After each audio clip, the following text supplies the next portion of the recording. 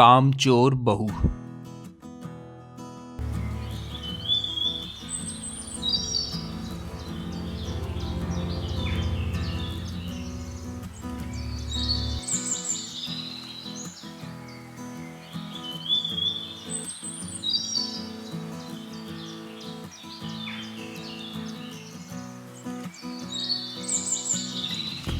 एक गांव में रतनलाल का एक छोटा सा परिवार रहता था। परिवार में रतनलाल व उसकी पत्नी व उनकी 4 बेटियां और एक बेटा रहते थे। रतनलाल ने अपने बच्चों को बड़े ही प्यार से पाल पोस कर बड़ा किया था और सभी को अच्छी शिक्षा दी थी।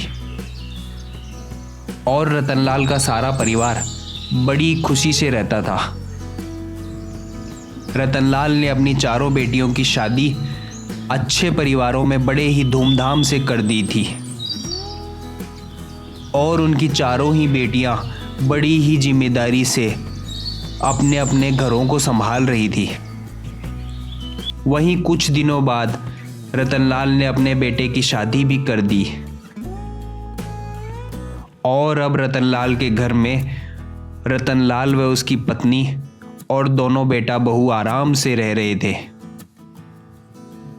क्योंकि रतनलाल के बेटे की नई नई शादी हुई थी, इसीलिए उसकी पत्नी भी नई बहू को काम के लिए नहीं कहती, वह बड़े लाड प्यार से रखती। अब कुछ दिन ऐसे ही बीत गए और रतनलाल की पत्नी, जो कि अक्सर बीमार रहती थी, अचानक से उसकी आंखों में मोतियाबिंद हो गया और अब वह अपनी बहू को घर के छोटे छोटे कामों के लिए कहने लगी। बहू, बेटा एक गिलास पानी लाना। बहू, बेटा ये बर्तन तो किचन में रख देना। क्योंकि बेटे की बहू कामचोर थी, इसलिए उसे अब घर के छोटे छोटे कामों को करने में भी जोर आने लगा। यह बुढ़िया तो सारे दिन मेरे से काम कराती रहती है। बहू ये लाओ, बहू वो लाओ, बहू ये कर दो, बहू वो कर दो। जीना हराम कर रखा है, इसका तो इलाज करना पड़ेगा। अब बहू छोटे छोटे कामों को लेकर सास को ताना मारने लगी। सारे दिन काम काम काम। हमारे तो माँ के घर में नौकर चाकर होते हैं और तुम लोग जितना कमाते हो ना, उतना तो मेरे पापा दान कर देते हैं। तुम लोगों से तो मैं तंग आ गई हूँ। ये क्या कह रही हो बेटा? यदि तुम्हें इतनी ही परेशानी थी तो शादी से पहले ही बता देती। तुम्हें तो सब पता था हमारे घर के बारे में। अब इन बातों का क्या फायदा? क्यों अपना घर खराब कर रही हो? आराम से काम करो, खुशी खुशी रहो और खुशी खुशी रहने दो। सासू माँ की अच्छी सीख देने के बावजूद बहू अपनी बहनों से फोन पर राय लेती। तुम अपनी सास को सीट पे मत चढ़ा देना, वरना बाद में दिक्कत हो जाएगी। अगर नई बस में आए तो मुझे कह देना, ठीक कर दूंगी उस बुढ़िया को। बहनों की गलत राय के कारण बहू के तो पंख निकल गए और अब वह सासू को हर काम में कुछ ना कुछ कह देती। और एक दिन जब बात ज़्यादा बिगड़ गई तो वह अपने पिता के यहाँ आ गई। बेटी को लड़कर आने के कारण पिता बहुत दुखी हुआ और अब उसने बेटी से पूछा, बेटा कहो क्या बात हो गई? क्या तुम्हें किसी ने कुछ कह दिया? बहू घड़ियाली आंसू निकालते हुए कहने लगी,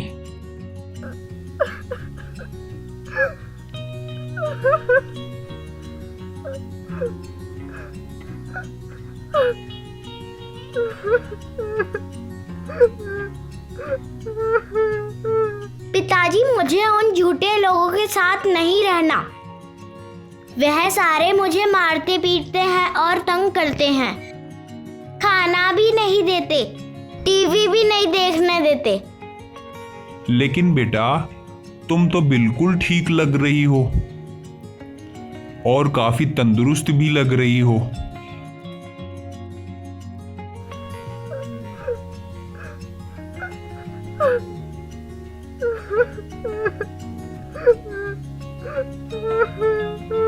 पिताजी, उन लोगों का ऐसा इलाज करो कि मुझे मेरे सास ससुर से छुटकारा मिल जाए। बेटी की यह बात सुनते ही पिता समझ गया कि उसने अपनी ही बेटी को संस्कार नहीं दिए और इसलिए ही अब वह नाटक कर रही है। और फिर पिता ने कुछ देर सोचकर बेटी से कहा, बेटा, यदि ऐसी ही बात है और तुम अपने सास ससुर से छुटकारा पाना चाहती हो तो मैं तुम्हें 100 जहर की पुड़िया बना कर दूंगा। तुम रोजाना अपने सास ससुर को इसे दूध में मिलाकर दे देना और तुम देखना कि 100 दिन में वे भगवान को प्यारे हो जाएंगे और किसी को तुम्हारे पे शक भी नहीं होगा। पिता की यह बात सुनकर बिटिया बहुत खुश हुई। वाह पिताजी वाह, क्या तरकीब है, मान गई आपको। आपने तो मेरी सारी समस्या का हल कर दिया। अब देखना मैं उस बुढ़िया को कैसे सबक सिखाती हूँ। अब बहू पिता से पुड़िया लेकर अपने घर वापस आ गई और पिता के कहे अनुसार रोजाना एक पुड़िया अपने दोनों सास ससुर को दूध में मिलाकर देने लगी, यह सोचकर कि वे दोनों कुछ ही दिनों के मेहमान हैं। और अब वह बहुत खुश रहने लगी। धीरे धीरे दोनों के मन की दूरियां खत्म होने लगी और बहू भी घर के सारे काम अच्छे से करने लगी। अब बहू का मन बदल गया और वह सोचने लगी कि ये उसने क्या गलत काम कर दिया, मेरे सास ससुर तो मेरी वजह से मारे जाएंगे। बहू अब वापस अपने पिता के घर आ गई और पिता से कहने लगी,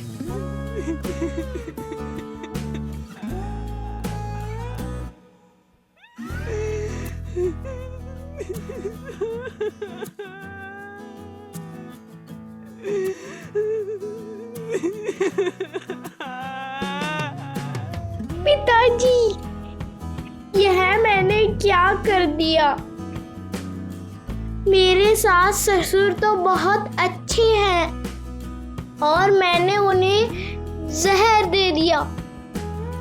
कुछ भी करके उनको बचा लो पिताजी, बचा लो।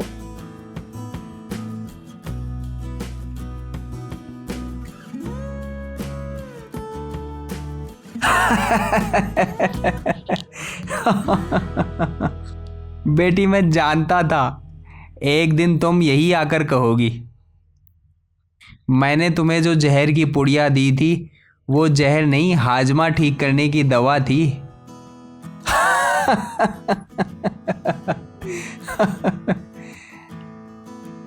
बेटा, मैं जानता था कि तुम अपनी सास ससुर को अपनी नादानी के कारण तकलीफ दे रही हो। वह तुम्हें अपने बेटियों की तरह बड़े प्यार से रखती है, लेकिन तुम अपनी नादानियों के कारण अपनी माँ जैसी सास को तकलीफ दे रही हो। इसलिए तुम्हें सही एहसास कराने के लिए मैंने ऐसा किया। बेटा, जब हम खुद का व्यवहार अच्छा कर लेते हैं तो सामने वाले का व्यवहार अपने आप ही अच्छा हो जाता है। और यहाँ तो तुम्हारे माता पिता समान सास ससुर की बात थी, तो मैं तुम्हें तुम्हारी नादानी के कारण उनको मारने के लिए जहर थोड़े ही दे दूंगा।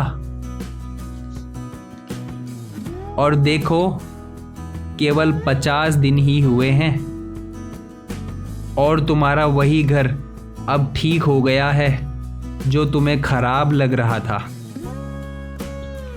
अब जाओ बेटा, अपने सास ससुर की सेवा करो और खुश रहो।